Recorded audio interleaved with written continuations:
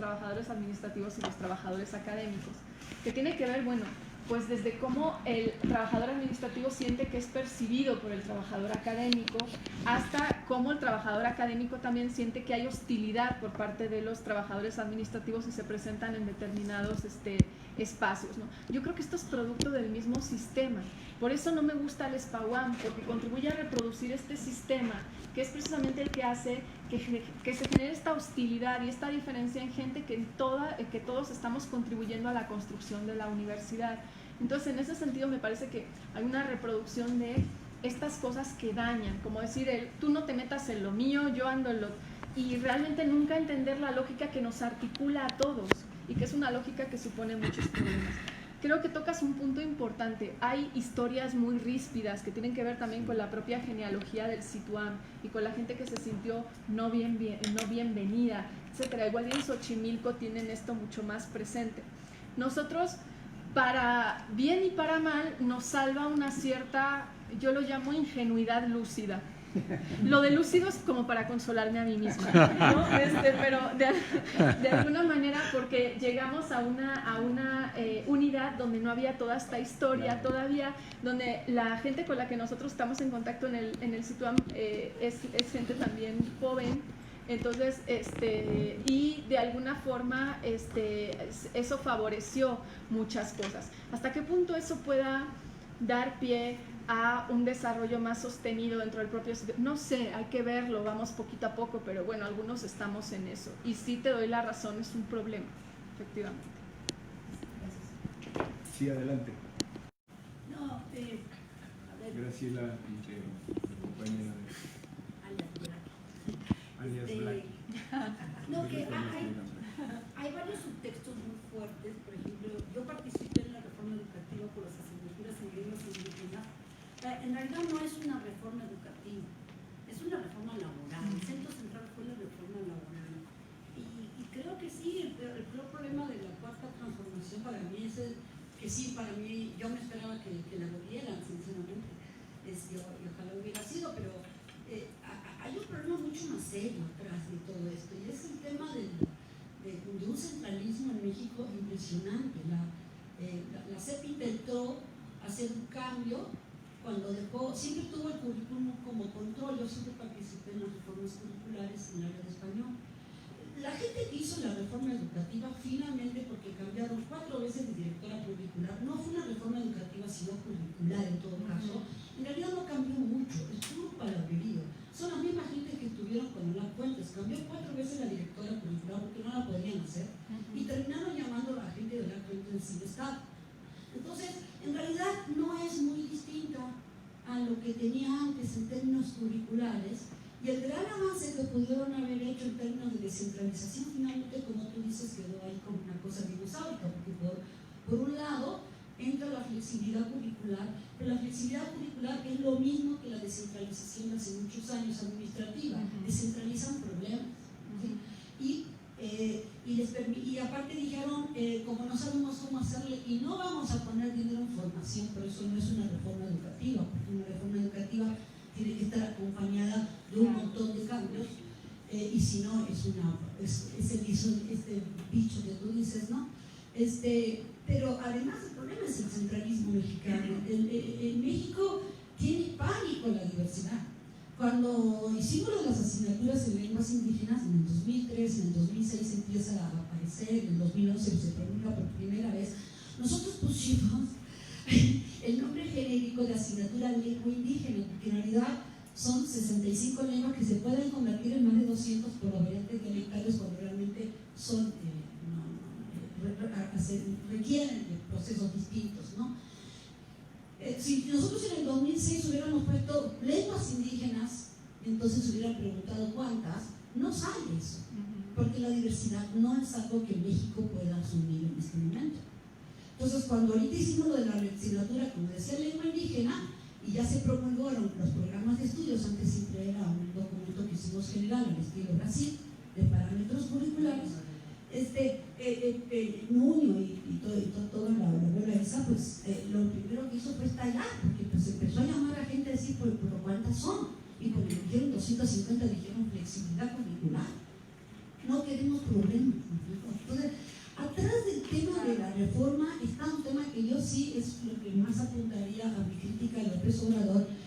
descentralizar, regionalizar el conocimiento. Eso hubiera sido una transformación en términos. No va por el lado, me parece, lo de laboral que plantea mucho Gil, pues sí, tiene razón, es laboral, pero no, la reforma educativa me parece que tampoco está siendo analizada en estos términos. Y yo creo que México es un país el más plural, cultural y lingüísticamente de toda Latinoamérica. La diversidad de México es realmente impresionante. Países enteros en Europa están rompiendo por esa diversidad interna y México todavía no logra moverse. Yo creo que para mí es el subtexto que está atrás de mantener esta reforma, aparte de que no hay dinero, se requiere mucho dinero para una reforma.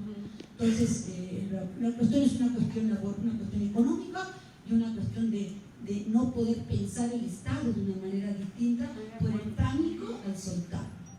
Eso con respecto a la reforma educativa, pero con respecto a lo que tú dices, el capitalismo, yo también creo que atrás de esto hay un subtexto, porque el capitalismo por supuesto que está asociado a la modernidad, pero hay una mentalidad moderna que va mucho más de las estructuras económicas y que siento que está en la raíz de, para mí, la peor crítica que me parece muy bien, si contigo estoy totalmente de acuerdo, que tiene que ver con la cuestión esta del medio ambiente, etc. México no ha mirado a Sudamérica, México no ha mirado a Latinoamérica, ahorita lo está haciendo con el tema de la migración, forzado por la migración, forzado así, acomodado por la, o sea, acá. Entonces, México siempre ha mirado al norte, México no ha mirado al sur. Y es una pena que no esté mirando al sur, porque en el sur sí están pasando cosas muy malas, pero también muy buenas. Hay dos países que justamente cambian su constitución en términos de los pueblos originarios por una cosmovisión que, como tú dices, son los únicos realmente que están manteniendo la diversidad natural del planeta, y esto lo dice la UNESCO. Entonces, el problema que tenemos es también esa mentalidad de la modernidad.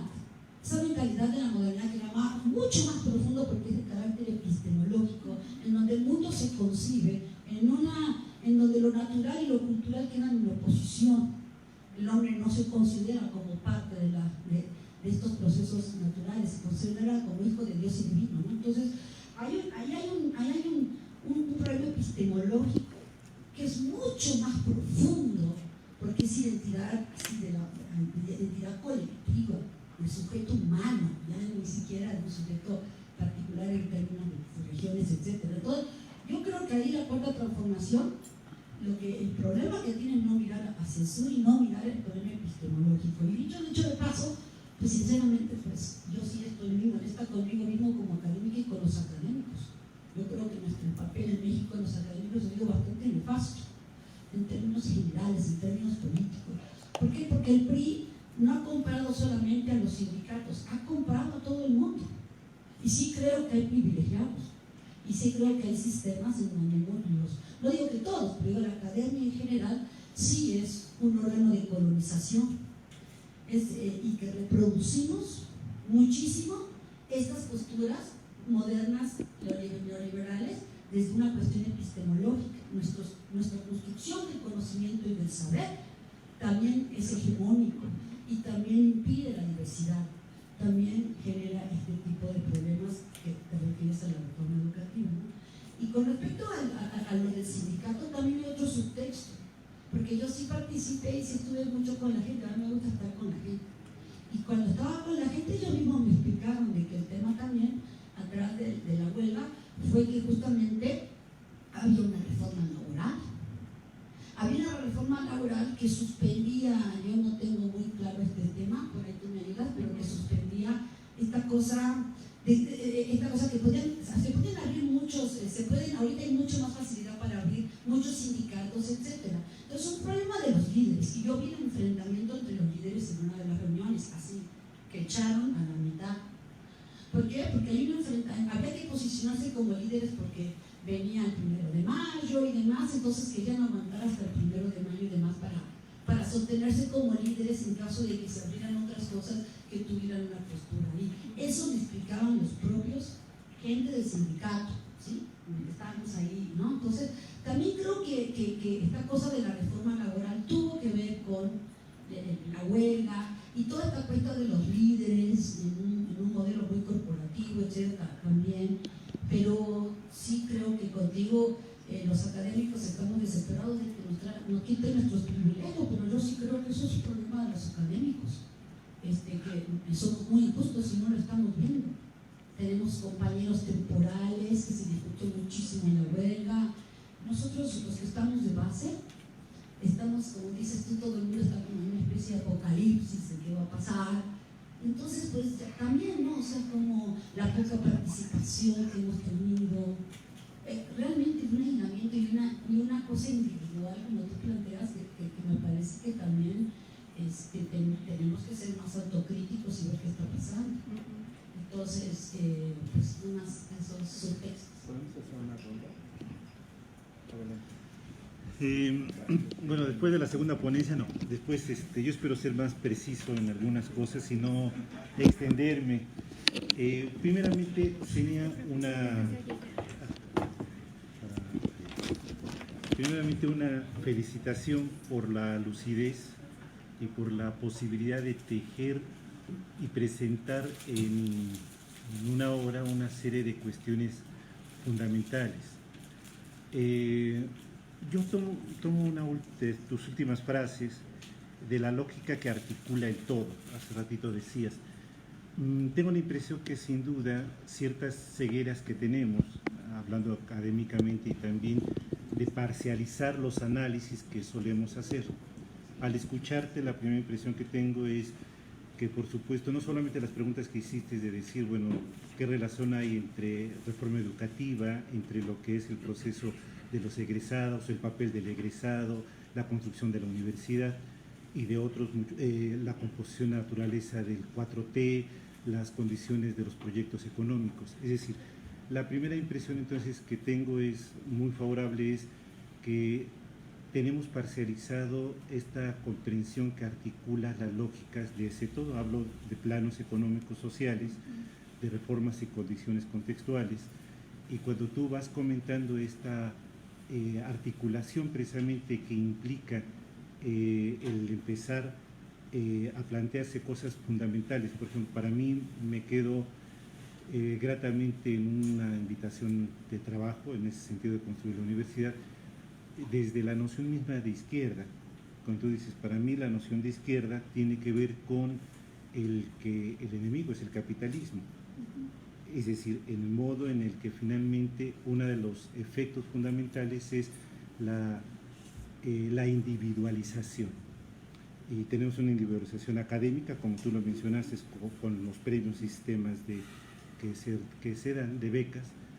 Entonces me parece que una primera tarea fundamental tiene que ver con cuestionar la obviedad de lo ya reflexionado, planteando cuestiones de su articulación en los planos en el que hay una relación entre lo que pasa en la política, en lo económico, naturalmente lo conocemos, pero que necesitamos repensar esos fundamentos de la parte desde dónde y dónde se establece. Me parece que este ejercicio de crítica implica un pensar las condiciones de aquello que se ha invisibilizado. Sería todo.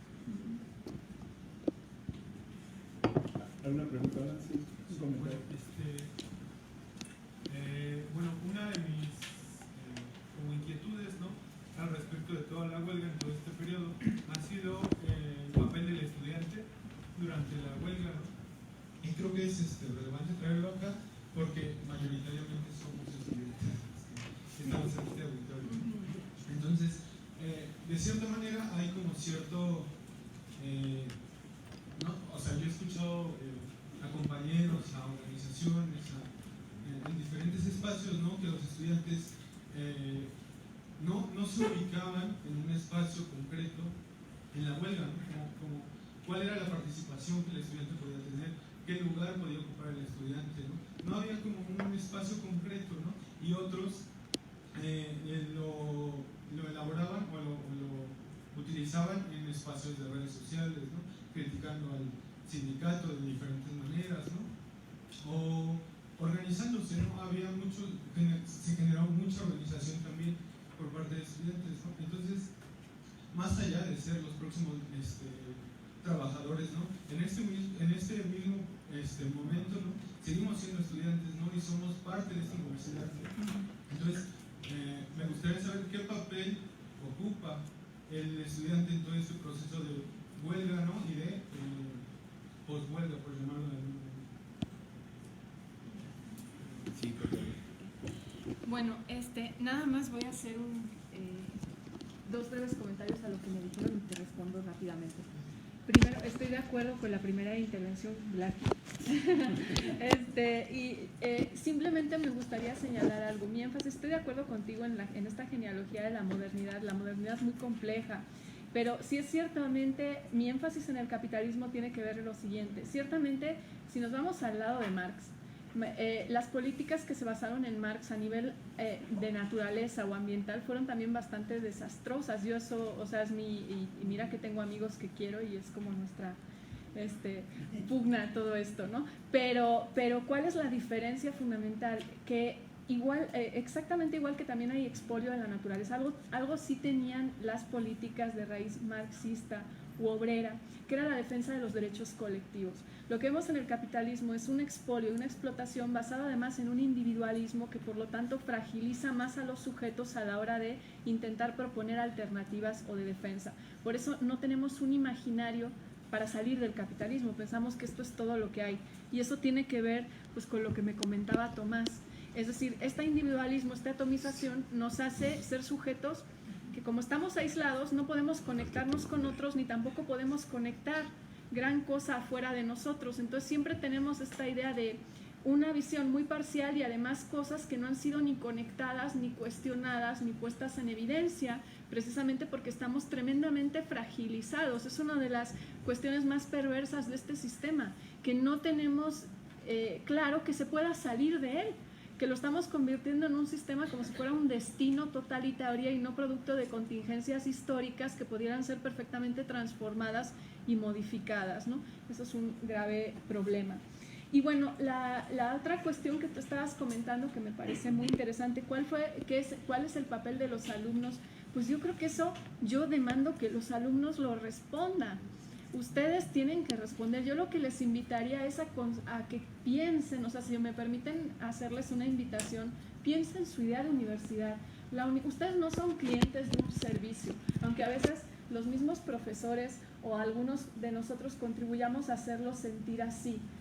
La universidad no es un servicio del cual ustedes son clientes y obtienen cosas. La universidad es un espacio de formación de ciudadanía integral. Y la huelga era un espacio de formación también, de aprendizaje político, de aprendizaje de vida, de aprender a suspender el régimen de producción habitual de las cosas para cuestionarlo, para ver cómo está hecha la universidad, para ver qué tantos problemas hay.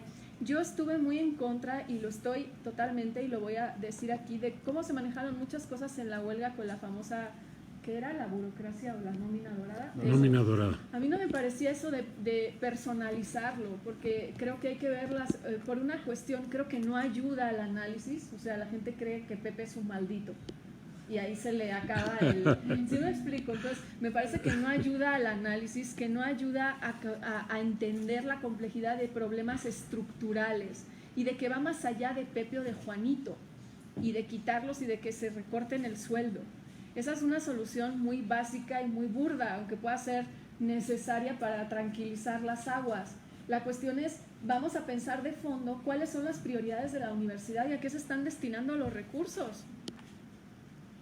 Esas son las preguntas que hay que contestar. Entonces, capitalizar toda la resistencia en poner un cartel de no sé quién, a mí, aparte de que se me hace de pésimo gusto personalmente, ¿no? Creo que dice muy poco de nuestra capacidad eso de articulación y de promover cosas donde no sea un encono contra alguien.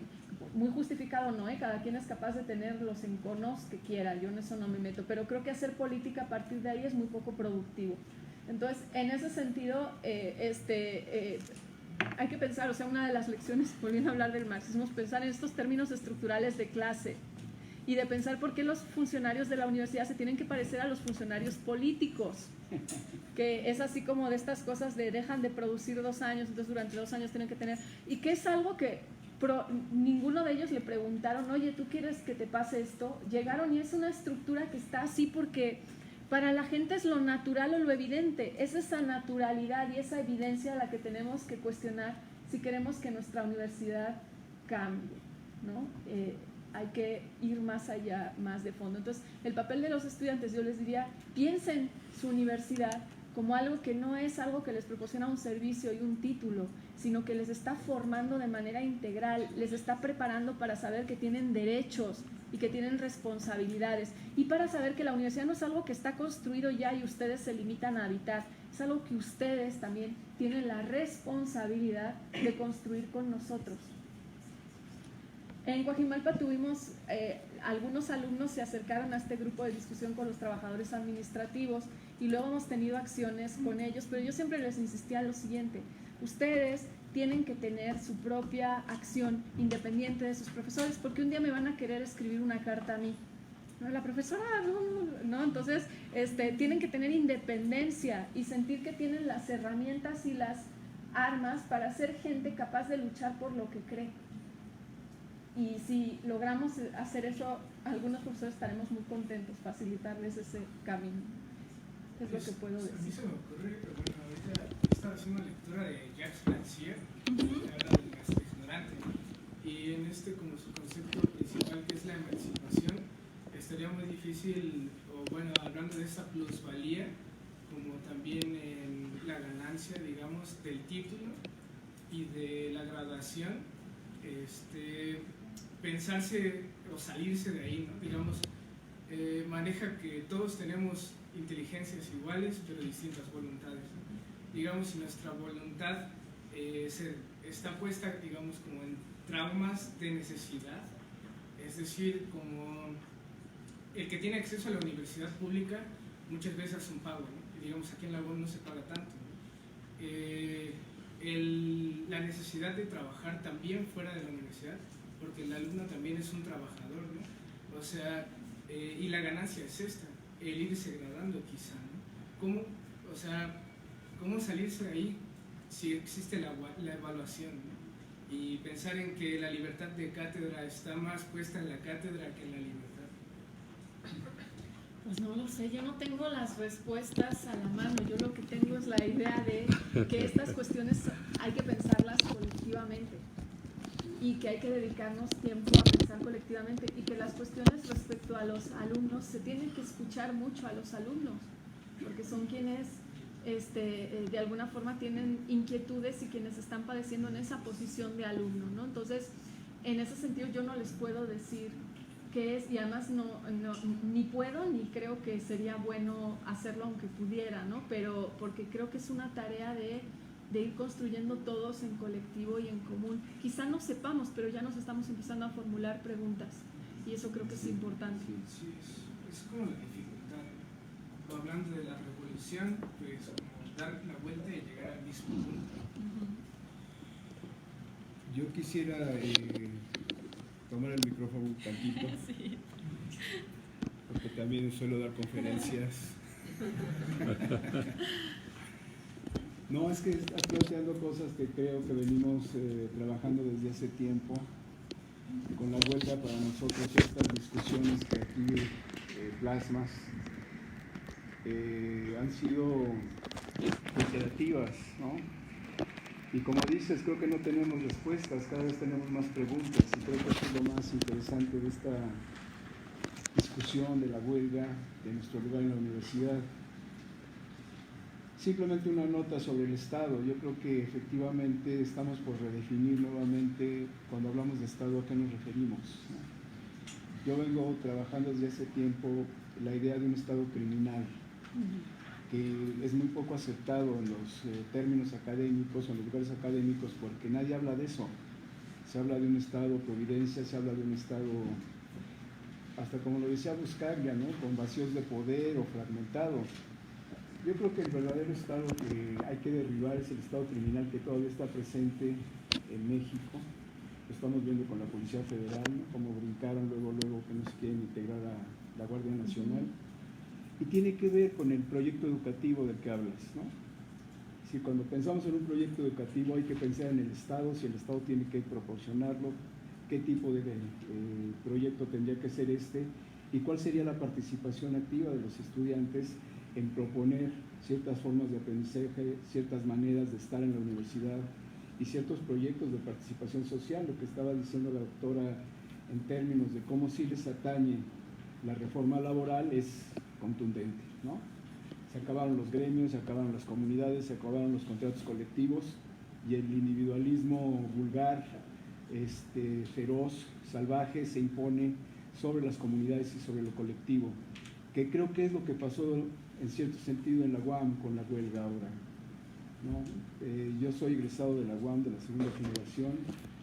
El año que entra cumplo 40 años de dar clases y me ha tocado casi todo el proceso de la universidad, y sí creo que lo que está pasando en Coajimalpa, con la novedad, con la inauguración, con lo original, con los jóvenes, ¿no?, es un poco diferente y esperanzador a lo que sucede, por ejemplo, en Xochimilco, en Iztapalapa, en Azcapotzalco, que conozco un poco más, ¿no? Porque ahí sí hemos visto el deterioro directo de la planta de profesores, la precariedad de las autoridades universitarias, hemos visto la desilusión de los estudiantes, la fragmentación terrible del sindicato, ¿no? Entonces creo que la huelga sí recorrió como un gran analizador estos quiebres, estas grandes rupturas que la comunidad universitaria en su conjunto ha tenido después de que ganamos el contrato colectivo de trabajo y fuimos un modelo a seguir, una punta de lanza del movimiento universitario sindical, ¿no? Entonces creo que eso a estas fechas nos queda un poco lejos algunas personas que hemos vivido el proceso desde dentro, sobre todo porque también ya ahora en el sindicato se venden las plazas y cada vez se mete más a la familia del sindicato, ¿no? Entonces estamos como regresando en una especie como de retroacción muy condensada a grupos constitutivos base, por ejemplo a las familias. Los mismos profesores y las academias de profesores cada vez meten más a sus hijos a trabajar en la universidad, y las plazas se pelean no por conseguir un buen universitario que dé una buena clase, que tenga una buena crítica, que tenga una buena trayectoria, sino que sea el hijo del profesor que va a dejar la plaza, o que no ha dejado la plaza y ahí tiene a su familia.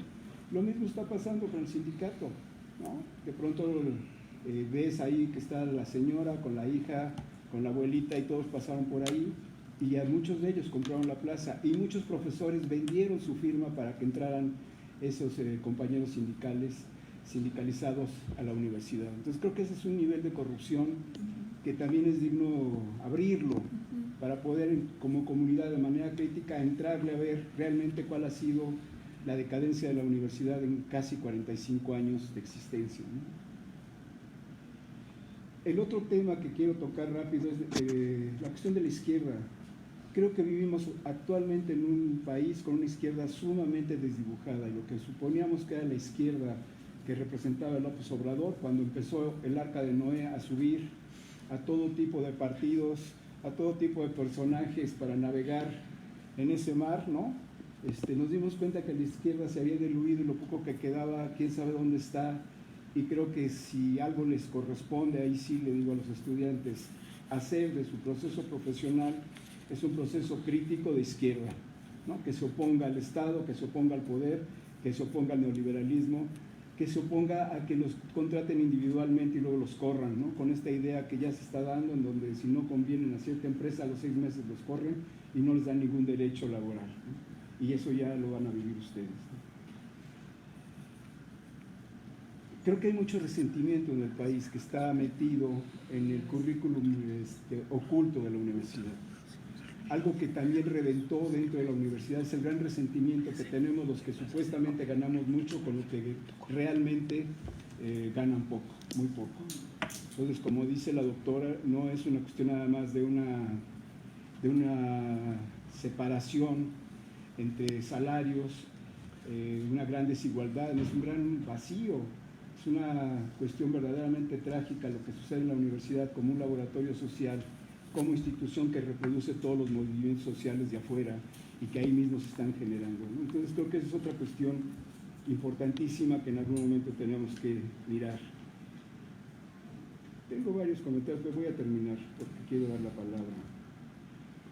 Creo que alguien que sí ha dicho por dónde hay que empezar a reestructurar todo esto es Gil Antón, ¿no? Manuel creo que tiene una mirada muy, muy importante de lo que está pasando en el país, de lo que se necesita hacer a nivel de las universidades. Él fue profesor de la UAM Xochimilco, ahora es investigador del Colegio de México, y creo que las cuestiones educativas que él analiza creo que son centrales, ¿no? Y bueno, para terminar, sí creo que este evento de la huelga nos vuelve a replantear lo que yo le había propuesto a la doctora Senia que trabajara hoy, que lo hizo de muchas maneras. ¿Cuál entonces será, que es una gran pregunta, la relación que nos toca articular entre universidades autónomas y sindicatos independientes, ¿no? Porque creo que independencia y autonomía en este caso no son sinónimos, ¿no? Pues yo por ahí lo dejaría. ¿Puedes cerrar con algún comentario? Bueno, pues nada más, hay muchas cosas en las que estoy de acuerdo. Efectivamente creo que hay un problema de corrupción en la universidad en niveles pequeñitos y en niveles más amplios, pero porque la universidad está en el país, o sea, no es que luego salen los rectores enojados, ¿no? No estamos diciendo la UAM es en un mar de un país que nadie es corrupto, es el único lugar donde hay corrupción, no. Estamos diciendo la UAM está atravesada por los mismos problemas que toda la sociedad mexicana, y en la sociedad mexicana la corrupción es un modo de vida para mucha gente en niveles que no necesariamente están en lo alto, son niveles también cotidianos del día a día y de muchas cosas, ¿no? Entonces sí, claro, evidentemente eso tiene que ver con una cuestión estructural que también tiene que ver con el sistema que nos atraviesa. La movilidad laboral en México muchas veces se da vía familiar.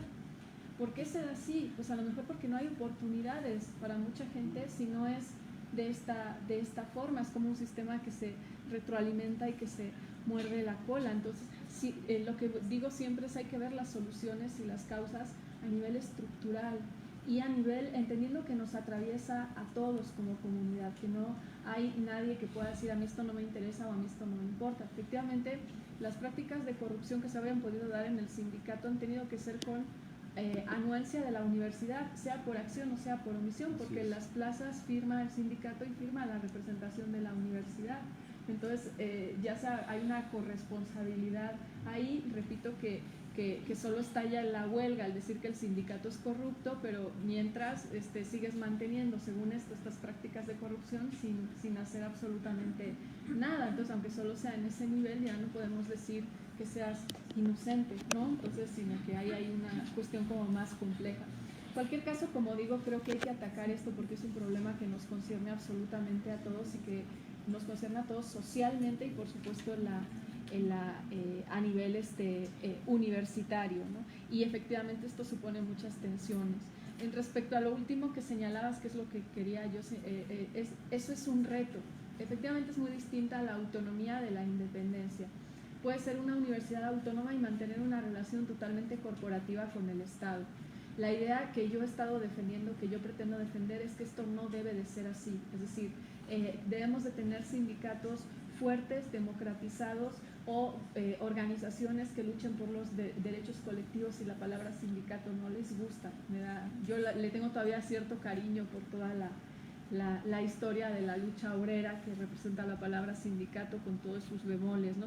Pero lo que quiero decir es que tiene que haber organizaciones colectivas, defensa de los derechos colectivos de manera autónoma e independiente, es decir, que no se deje cooptar por intereses de gobierno, por intereses partidistas, y que no se deje cooptar por intereses personales que hay adentro o pueda haber adentro de sus filas, sino que vea por los derechos colectivos y en esa misma medida se erija como interlocutor fuerte, capaz de negociar en algunos casos cuando se puede negociar y es éticamente viable, y capaz de decir aquí no le entro porque mi gente yo no la vendo. Entonces, en ese sentido, digamos que tendríamos que empezar a construir esto, y efectivamente es una tarea de titanes, pero bueno, todas las tareas de titanes se empiezan dando un pasito. Entonces, pues para allá vamos. Esperemos. Muchas gracias. Un aplauso, por favor. Le agradecemos mucho a la doctora Enya Yeven en su presencia, su plática con nosotros. Tenemos un pequeño obsequio y como 1000 puntos para el tabulador. No podía faltar. Los nuevos obsequios. No, son como 20, pero. Igual, bueno. Pero si presentas la ponencia. Estamos en 15 minutos, por favor. Gracias. Oye, muchas gracias.